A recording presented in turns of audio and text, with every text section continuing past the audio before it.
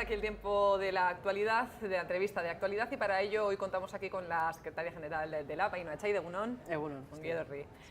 Como es la entrevista de la actualidad, vamos a hablar de las últimas noticias que han ido saliendo y te quiero preguntar si ¿qué opinas sobre la decisión del Tribunal Constitucional sobre la paga de los funcionarios?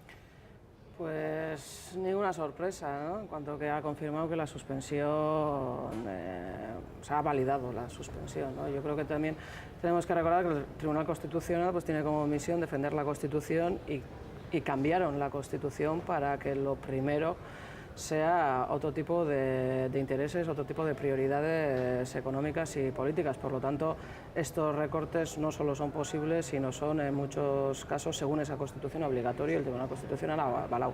Para nosotros ni hay sorpresa ni hay nada nuevo, y sobre todo lo que no va a haber es un cambio en nuestras decisiones. O sea, es una decisión política dejar sin paga a los trabajadores y a las trabajadoras del sector público. La paga esta no es un regalo que se hace, es derecho salarial y vamos a seguir defendiéndolos, diga lo que diga el Tribunal Constitucional, y ahora lo que haremos es compartir, ¿no?, con los trabajadores de ese ámbito, con las trabajadoras del sector público, cómo vamos a seguir peleando, ¿no? Pero este mensaje de alguna manera lanza un mensaje, valga la redundancia, a los funcionarios de que tienen que olvidarse ya de esa paga. Yo creo que lanza ese mensaje, luego lanza otro mensaje a los que se mostraron optimistas cuando vieron la decisión del Tribunal Constitucional portugués de que aquí podía pasar cosas de diferente forma, y lanza un mensaje también a los que queremos que las cosas cambien y queremos que se deje de atacar siempre al mismo sector y por el mismo lado. Y es que el conflicto desde luego no es jurídico, la respuesta y la solución no va a venir desde los tribunales judiciales, y la respuesta es seguir impulsando un cambio de políticas que al final sea la que opte por otras vías que no sea el recorte puro y duro siempre de la parte social, de la parte trabajadora, ¿no? Por lo tanto, ese es el mensaje que nosotros hacemos nuestro y sobre el que seguimos trabajando. Sin embargo, sí que en la sentencia se habla de levantar la medida porque tendría efectos desfavorables para la necesaria coherencia de la política económica del Estado. Sí que parece que una vez más pone la pelota sobre el tejado de los funcionarios. Parece que las soluciones siempre pasan por recortar a los funcionarios.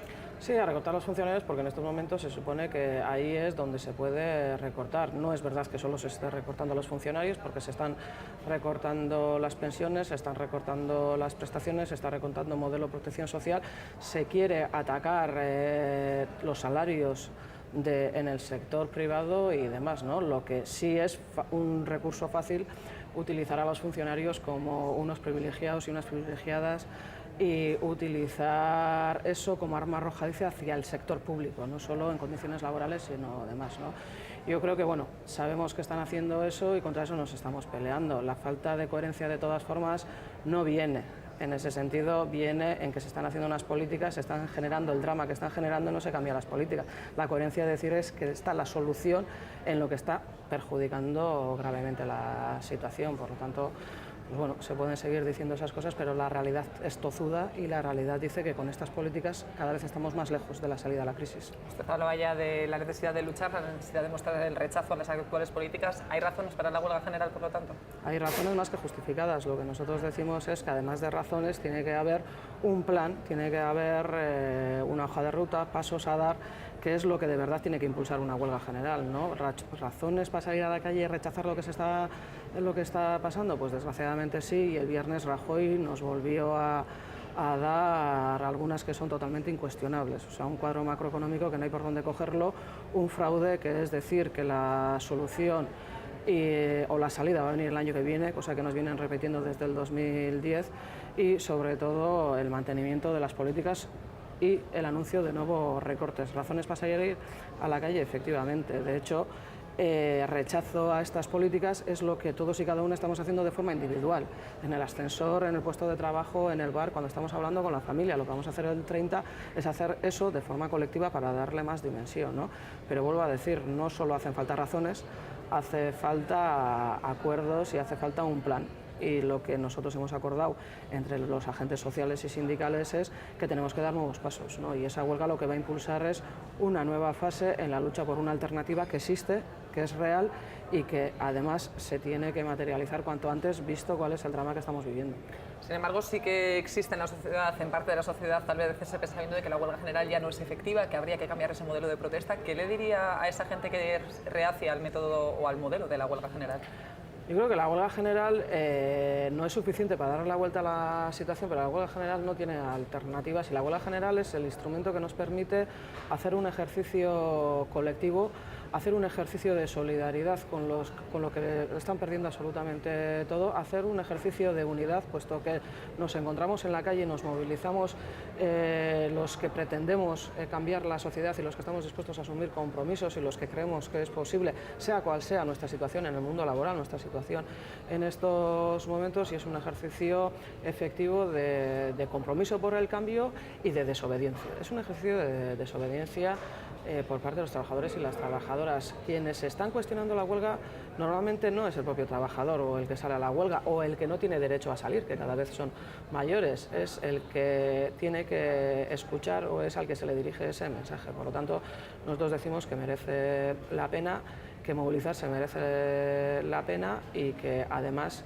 nos lo está demostrando porque las pocas escasas noticias buenas que tenemos, como puede ser un acuerdo de negociación colectiva o que se echen atrás despidos en esta empresa o en aquella, están siendo por mucha movilización y mucha lucha sindical de los trabajadores y las trabajadoras, ¿no? Por lo tanto, eso es lo que le decimos, y lo que le queremos decir es que la alternativa es tan real como una mayoría social bien articulada, bien organizada a favor de ella, ¿no? Y mientras esté en nuestras manos lo vamos a seguir impulsando. Hablaba usted de la lucha sindical, pero ¿por qué parece imposible una unión sindical para convocar una huelga general? Porque no estamos de acuerdo en cuál es la alternativa que se tiene que plantear en estos momentos y no estamos de acuerdo sobre todo cómo luchar a favor de ella. Nosotros pensamos que la alternativa es un nuevo modelo económico y social porque no hay matizaciones que haga más humano este capitalismo, no hay matizaciones que haga que la política de recortes sea más asumibles y en cualquier caso no hay posibilidad de, negociando recortes, hacer que esos recortes sean más o menos dolorosos para los trabajadores y las trabajadoras. Por lo tanto, si no estamos de acuerdo que en el diálogo social y en la negociación de los recortes con los gobiernos no hay ningún tipo de salida, difícil es que nos pongamos de acuerdo en cómo se tiene que afrontar esta crisis. Y luego hay una segunda cuestión y es que hay que acordar dónde se genera la alternativa, dónde se decide esa alternativa y cómo se decide, ¿no? Y nosotros no estamos dispuestos a renunciar que la alternativa a la crisis en Euskal Herria se tiene que decidir en Euskal Herria, a partir de las instituciones vascas, con participación social, pero depositando en la sociedad vasca la decisión en última instancia. Y por lo tanto, son dos cuestiones sobre las que no nos ponemos de acuerdo, sobre las que hay dos alternativas o dos posiciones sindicales, y en ese sentido pues es difícil llegar a acuerdos porque la huelga general es un acuerdo sobre la alternativa, no es un acuerdo sobre cómo mostramos nuestro rechazo, ¿no? Por lo tanto, esa es la realidad. Ahora bien, o sea, yo creo que no es lo determinante es que en el 2009 optamos por una vía que ha sido apoyada y ha sido impulsada por mucha gente, tanto dentro de las empresas como fuera de las empresas, en las que estamos participando muchos agentes sociales y sindicales, abertzales como no abertzales, y que hemos decidido llegar a un acuerdo de cómo seguir impulsando y con qué plan vamos a seguir articulando esa alternativa, y por lo tanto ahí es donde vamos a depositar nosotros nuestras fuerzas. Las diferencias, por lo tanto, son claras, pero son diferencias insalvables, no podríamos ver Las posiciones sindicales las define cada cual, por lo tanto, si en tus manos está definirlas, en tus manos está matizarlas, cambiarlas y hacerlas diferentes. Nosotros es que volvemos a decir, o sea, en el Estado español estamos viendo cuál es la respuesta sindical, cuál es el resultado de una estrategia o un modelo sindical. Lo que no vamos a hacer es irnos justo en estos momentos donde el fracaso de ese modelo sindical es tan obvio, es tan evidente y es tan claro la falta de capacidad de generar alternativas de ese modelo, no vamos a ir a ese modelo en estos momentos.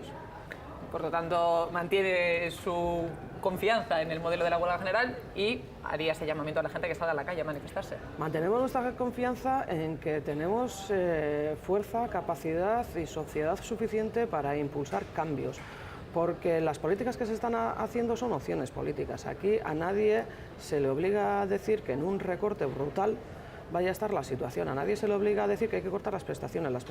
Son opciones políticas, y mientras son opciones políticas, son decisiones políticas, son decisiones que podemos forzar se cambien, ¿no? Y por lo tanto, mientras no quieran cambiarlos, podemos salir a la calle. Por lo tanto, no decimos que la alternativa está en la huelga general, la alternativa está en una gran mayoría social articulada en la calle, movilizándose, rechazando lo que está pasando y demandando que se hagan otro tipo de cosas. Porque, en primer lugar, estamos pagando una crisis que no hemos generado nosotros, pero en segundo lugar, después de 5 años, nadie nos puede hacer creer que en estas políticas vaya a haber solución posible.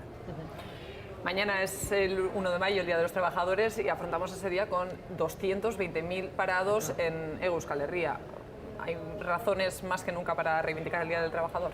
Hay razones más que nunca para reivindicar que tenemos que salir a la calle y seguir movilizándonos, y que la salida sí o sí va a pasar por darle una respuesta efectiva y real a la mayoría social trabajadora. Y al fin y al cabo, aquí la cuestión es si se impone la voluntad de una élite económica que defiende y salvaguarda sus intereses, o se impone la voluntad de una gran mayoría social y se hacen políticas al servicio de esa mayoría social. Y lo que nosotros decimos es que apostar por la clase trabajadora, apostar por esa mayoría social trabajadora, no es algo que nos beneficie de forma individual a los trabajadores, a las trabajadoras, es algo totalmente necesario para de verdad darle una alternativa a la situación económica, porque no puede haber crecimiento económico en la miseria y en la pobreza que se está extendiendo. La pobreza nunca va a ser motor económico, ahí no hay consumo, ahí no hay actividad económica, no puede haber crecimiento económico si por salvaguardar la voluntad de 2 o 3 empresas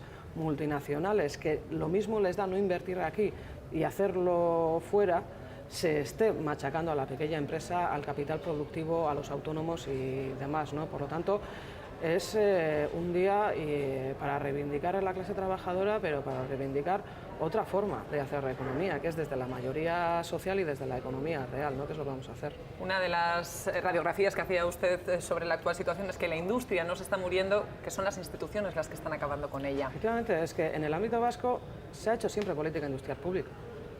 Si ha habido un desarrollo económico o un modelo económico mucho más industrial que en otros sitios, es porque ha habido una apuesta, ha habido una política, han habido acuerdos, ha habido inversión, pero se ha hecho desde lo público. Cuando todo eso se ha quedado en manos de la iniciativa privada y se les ha dejado hacer y se les ha dado todo para que hagan lo que quieran, es cuando la industria, cuando invertir en la industria ha empezado a ser una opción, no ha sido una opción de país, sino depende de lo que vaya a hacer cada uno, y en función de esas voluntades pues decidieron que era mucho mejor especular que invertir en producción, ¿no? Por lo tanto, lo que nosotros decimos es que no se puede justificar todo con esta crisis. Esta crisis tiene sus razones, esta crisis tiene unas políticas atrás y tiene unas decisiones políticas, como es dejar en manos de la iniciativa aprobada esto, ¿no? Por lo tanto, con una política industrial efectiva, eficaz, real, que impulse que haya un fondo de inversión, que haya política pública, que haya intervención pública, que haya acuerdos de país, nosotros creemos que la industria en Euskal Herria no solo tiene futuro, sino que va a ser uno de los pilares de las que salir de esta crisis. ¿Por qué no hay política industrial? Eso es lo que nos preguntamos, eso es lo que demandamos. El próximo 7 de julio se acaba la fecha para negociar esos convenios colectivos. ¿Cómo está la situación en estos momentos? Pues en estos momentos hay una realidad que nos da la razón, y es que los convenios son posibles, los sindicatos no estamos haciendo demandas ilógicas, no estamos haciendo demandas que sean totalmente irracionales, y donde hay posibilidad de llegar a acuerdos se está llegando. El que no está firmando ningún tipo de convenios es Confebask y las patronales adscritas a Confebask, pero hay convenios provinciales y hay pactos de empresa, y por lo tanto, vuelvo a decir, donde hay voluntad de llegar a acuerdos se llega. En estos momentos hay 2 cuestiones: ¿qué pasa con toda una negociación colectiva bloqueada? Y en segundo lugar, ¿qué pasa con una reforma laboral que quiere neutralizar convenios provinciales? Las 2 cuestiones tienen solución, las 2 cuestiones tienen voluntad por parte, por lo menos, de ser superadas, y falta una decisión, y es que Confebask entienda que no va a existir negociación colectiva a costa de que los trabajadores y las trabajadoras renuncien a defender sus intereses en la negociación colectiva. Por lo tanto, las dos cuestiones son totalmente salvables. La pelota está en manos de Confebask. En esa dirección, ayer leíamos en prensa que en el primer trimestre del año el número de ERES ha bajado en un 35%. ¿Es este un dato para la esperanza? Yo creo que, vuelvo a decir, el dato de desempleo que tú me acabas de dar no da datos para la esperanza en ningún caso. No hay en este momento medida efectiva y política efectiva que defienda el empleo, y eso es un drama. Cuando escuchamos el otro día a Rajoy, nosotros lo que oímos es: yo no me hago cargo de desempleo. Y cuando escuchamos a Urkullu llamando a hacer grandes pactos por estabilidad sin cuestionar eso y totalmente dispuesto a seguir subordinado a eso, lo que estamos escuchando es: el desempleo es algo que vamos a tener que asumir y en algún momento ya llegará la solución, pero nosotros no nos hacemos cargo de eso, y de esas decisiones institucionales viene un dejar hacer en las empresas que está destruyendo empleo. Para nosotros, vuelvo a decir, no es determinante el número de expedientes de regulación de empleo, de extinción o de suspensión que van o vienen. El dato de desempleo es totalmente clarificador. Antes hablábamos de la situación de los empleados públicos. En esta crisis muchos han mirado a lo que está ocurriendo en Grecia, y ayer sabíamos que el gobierno griego ha decidido echar a 15.000 funcionarios a la calle para conseguir un nuevo tramo de las ayudas de la Troika.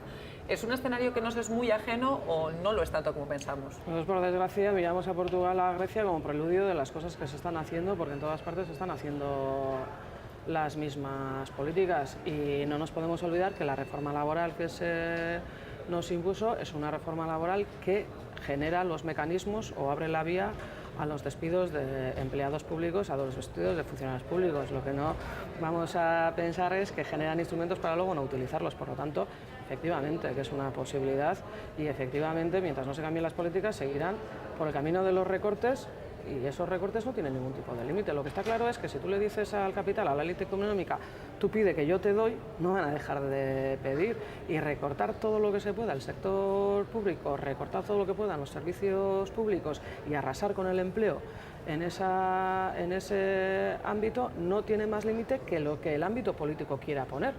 Si el ámbito político no le pone límite y no dice esto es una cuestión por la que no vamos a pasar, pues se seguirá destruyendo, porque destruir empleo público sin grandes titulares como Grecia aquí está pasando. Y desde luego el decreto del gobierno vasco se hace para eso, para destruir empleo público, que ellos llaman efecto colateral. Hablamos precisamente del gobierno vasco, de esos presupuestos que finalmente no salieron adelante, van a recurrir a la prórroga. ¿Cree usted que desde un principio el gobierno de Iñigo Urkullu buscaba la prórroga de las cuentas? Pues no sé.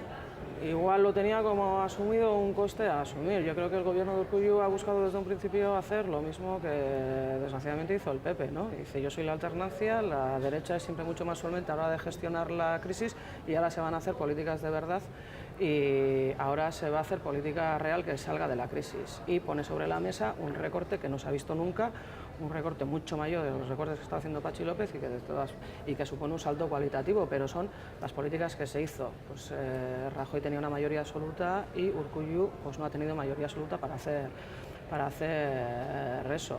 Ahora, lo que Urkullu ha hecho es echar atrás unos presupuestos, no cuestionarse las políticas que se establecían y que se siguen estableciendo en esos presupuestos. Por lo tanto, ahí va a estar la cuestión.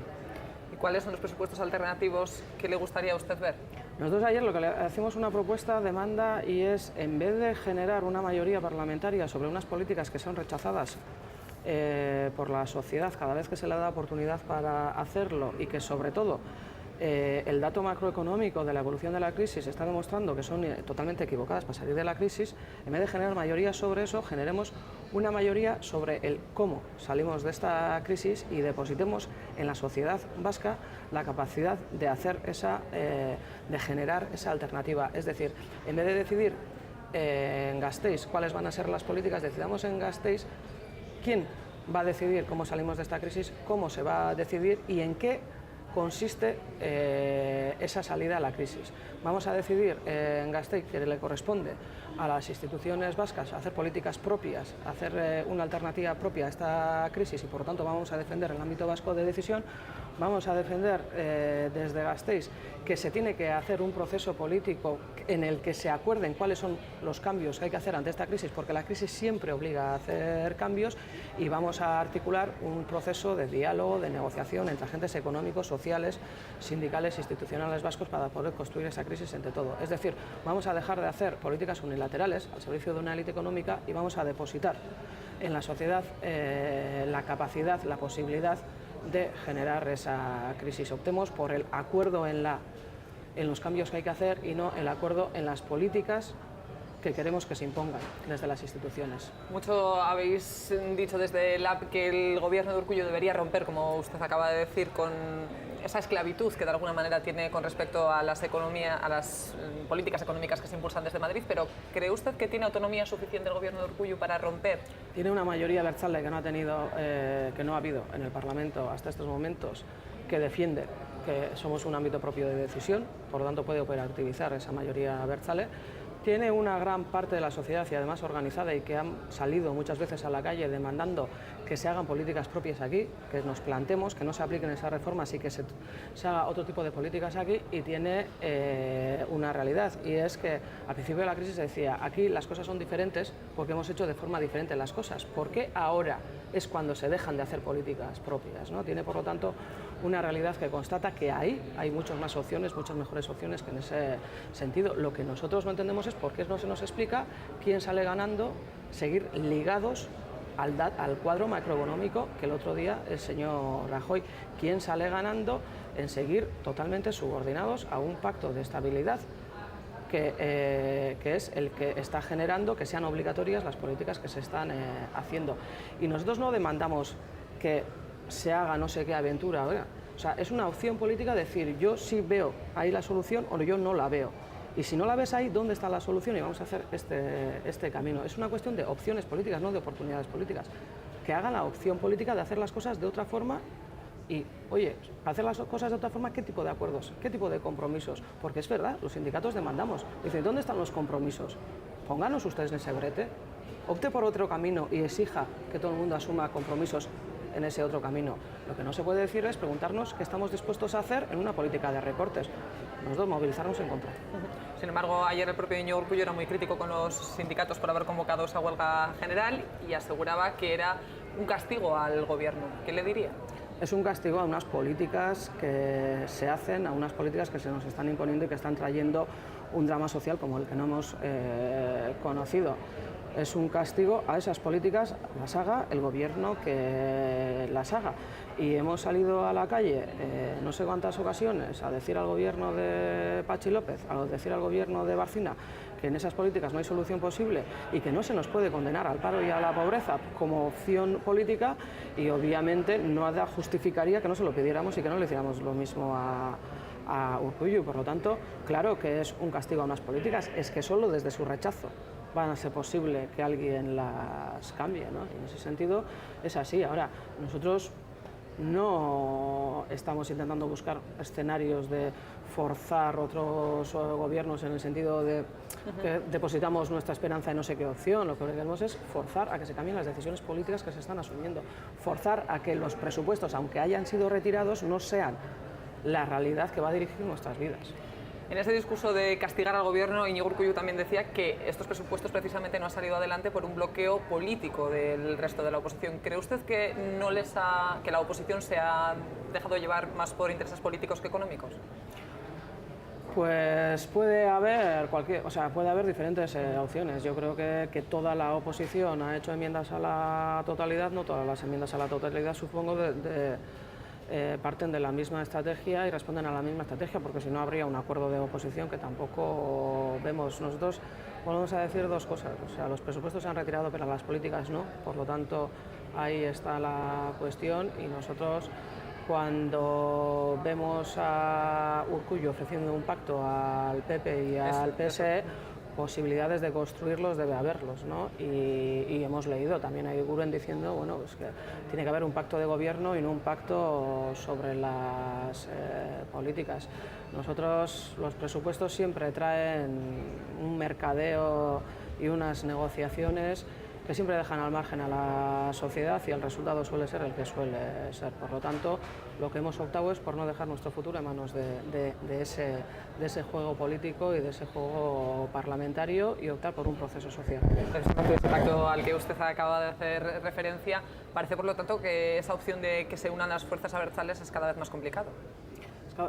Pero no es más complicado porque Madrid obliga a hacer lo contrario o porque Madrid no permite hacer un camino diferente o demás, sino porque la opción política es juntarse en unas políticas que se hacen y efectivamente el PP, el PSOE y el PNV cuando han tenido opción de gobernar han hecho las mismas políticas. Que negocien si el recorte va a ser mayor o menor en un ámbito porque va a ser diferente en otro, va a ser una negociación sobre los recortes que se van a hacer, dónde se van a hacer y cómo se van a hacer y sobre todo a cambio de qué se van a hacer, porque aquí por lo que parece es que algunos están negociando a cambio de que van a avalar cierto tipo de políticas por parte del gobierno. Por lo tanto, pues la alternativa no va a estar en ese sentido. Si Urkullu rechaza hacer un acuerdo de país entre abertzales, no un acuerdo para abertzales, porque nosotros lo que planteamos, por ejemplo, no es eso, sino es un acuerdo de cómo depositamos aquí la capacidad de decidir qué políticas propias hacer, pues es porque tiene un proyecto político muy claro y nosotros pues lo seguiremos rechazando. Miramos unos minutos a Madrid porque en Madrid también se han multiplicado mucho las manifestaciones, tanto en sanidad como en educación, como por la situación en general de los trabajadores. Sin embargo, Mariano Rajoy parece que no es consciente por lo menos de ese malestar social o no quiere serlo. ¿Está cada vez la política más alejada de la realidad social? Está cada vez más alejada y esa es la crisis institucional real. Nosotros decimos que hay una crisis institucional porque Barcina no es capaz de generar un pacto de gobierno y Urkullu se ha quedado sin presupuestos. No, la crisis política e institucional determinante es que cada vez más sociedad cree menos en instituciones, cree menos en gobiernos, porque los gobiernos están haciendo una gestión totalmente antidemocrática de esta crisis y totalmente al margen de la sociedad, que dicho sea de paso es la única forma de tomar las medidas que se toman, porque claro, si vas a machacar a la sociedad lo que no vas a hacer desde la participación social, si se depositaran las decisiones en la sociedad no decidiría recortar servicios sociales, dejar sin prestaciones y aumentar el paro y demás, ¿no? Y por tanto sí que hay una crisis política real. Lo que nosotros decimos es que no se estaría haciendo en esta crisis si de verdad no hubiera ese nivel de movilización, no hubiera ese peligro de conflictividad social, no hubiera esa amenaza, según llaman ellos, de estallido social. No es verdad que la movilización no sirva para nada, nadie nos dice hasta dónde quieren llevar las cosas y por lo tanto qué es lo que estamos evitando. Estamos viendo lo que están haciendo, pero nosotros estamos seguros que estamos evitando muchas cosas y en el ámbito vasco mucho más, ¿no? Por lo tanto, creo que es totalmente positiva la decisión que ha tomado trabajadores y trabajadoras de Osakidetza y de otros ámbitos del sector público de no esperar a que haya recortes, sino intentar evitarlos. La propia Europa la semana pasada sí hablaba de esa necesidad de cambiar las actuales políticas económicas, acabar con esa política de recortes. Sin embargo, la respuesta siguen siendo los recortes. Ni siquiera los avisos de Europa van a funcionar para cambiar.